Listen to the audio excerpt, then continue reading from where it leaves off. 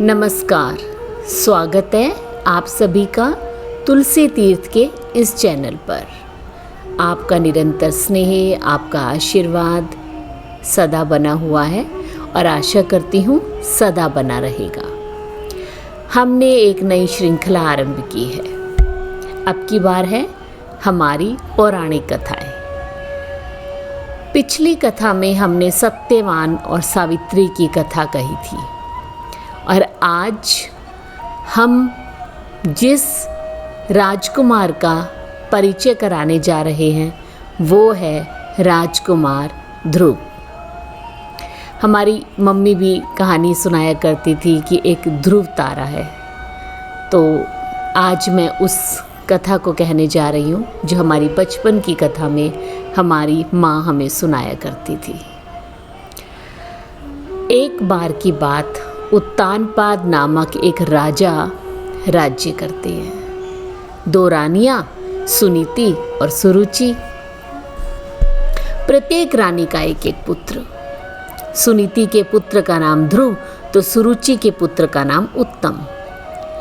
राजा अपनी दूसरी रानी सुरुचि से अधिक प्रेम करते हैं, इसलिए उत्तम उनका सबसे प्यारा पुत्र।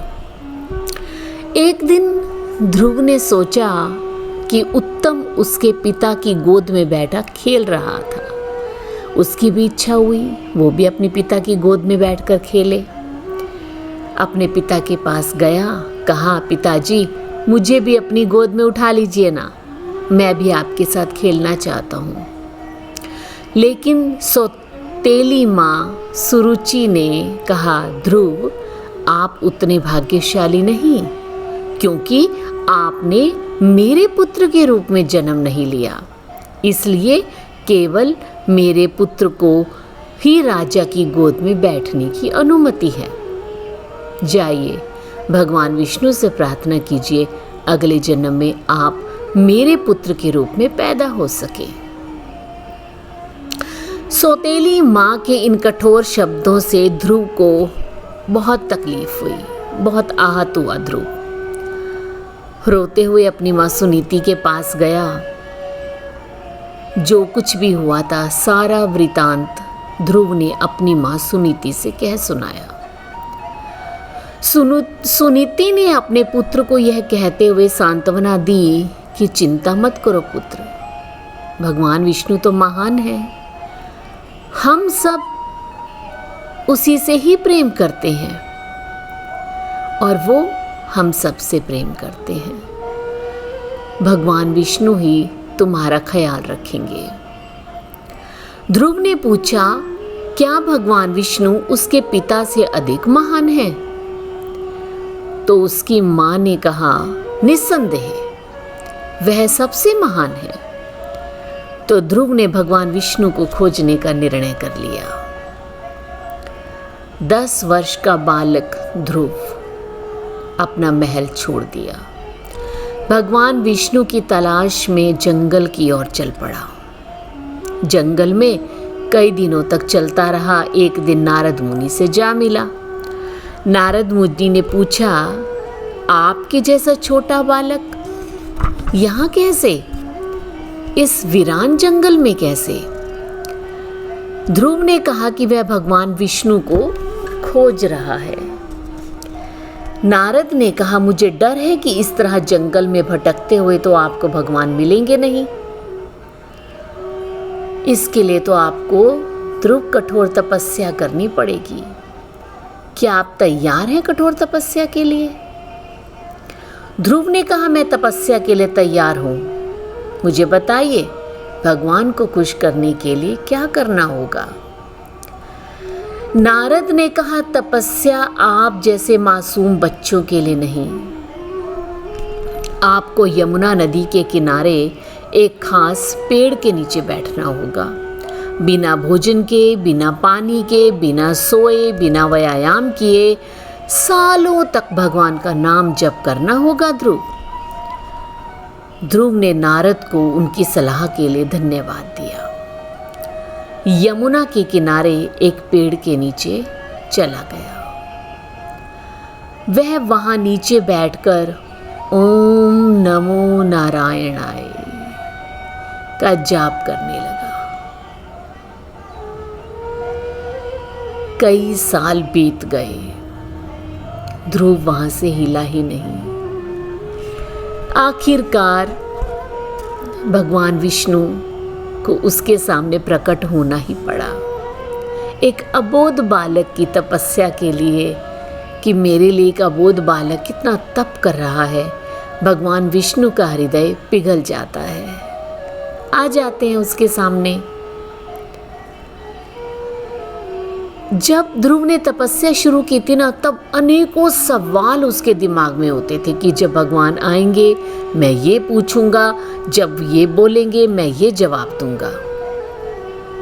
अब भगवान उसके सामने प्रकट हुए तो उसे एहसास हुआ कि सवाल कितने महत्वहीन थे।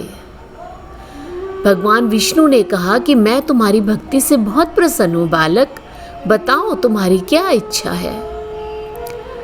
वास्तव में ये सब हमारे साथ भी होता है। जब हम किसी मंदिर में भगवान के दर्शन करने के लिए बहुत दूर से जाते हैं ना, और सोचते हैं जब मैं भगवान के वहाँ दर्शन करूँगी तो मैं भगवान से ये मांगूंगी कि मुझे ये चाहिए, मुझे पुत्र चाहिए, मुझे धन चाहिए, मुझे मकान चाहिए, सब कुछ चाहिए मुझे। लेकिन जब वहाँ हम जाते हैं, जब हम उसके विग्रह के दर्शन करते हैं तो हम सब भूल जाते हैं। सिर्फ उस समय यही रहता है कि बस भगवान आप ही मिल जाए तो सब कुछ मिल गया, यही शेष रह जाता है। आप अपने साथ भी इस चीज़ को एक बार करके देखिएगा, आप मांग ही नहीं पाएंगे, शब्द विहीन हो जाएंगे आप, उसके सामने हम कुछ बोल ही नहीं सकते हैं। लेकिन जब हम जाते हैं तो अनेकों सवाल, अनेकों इच्छाएं लेकर अपने मन में जाते हैं।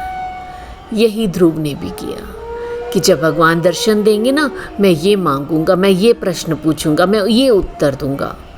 लेकिन जब भगवान साक्षात उसके समक्ष आते हैं तो उसको लगता है कि सवाल तो कितने बेकार थे, मैं क्या सोच रहा था कि मैं ये मांगूंगा, मैं तो ये कुछ बोल भी नहीं सकता। ध्रुव ने कहा, प्रभु मेरी इच्छा सिर्फ आपके दर्शन करने की है, अब आप यहाँ हैं, मेरी अब कोई इच्छा ही नहीं रही। भगवान विष्णु बहुत प्रभावित होते हैं, कहते हैं तुम्हारी भक्ति और ज्ञान महान है। मैं तुम्हें आशीर्वाद देता हूँ कि जब तक तारे आकाश में चमकेंगे तब तक तुम्हारी प्रसिद्धि पूरी दुनिया में रहेगी। हमारी माँ भी कहती थी, जो सबसे ज़्यादा चमकता हुआ आकाश में सितारा है ना, वो ध्रुव तारा है। तारे सारे तुम्हारे चारों तरफ घूमेंगे, तुम आकाश से यात्रियों को रास्ता दिखाओगे। जब यह अपना रास्ता भटक जाएंगे तो तुम एक तारे के रूप में उनका मार्गदर्शन करोगे। ध्रुव अपने माता पिता के घर लौट आए। उसके शहर के लोगों ने उसका भव्य स्वागत किया।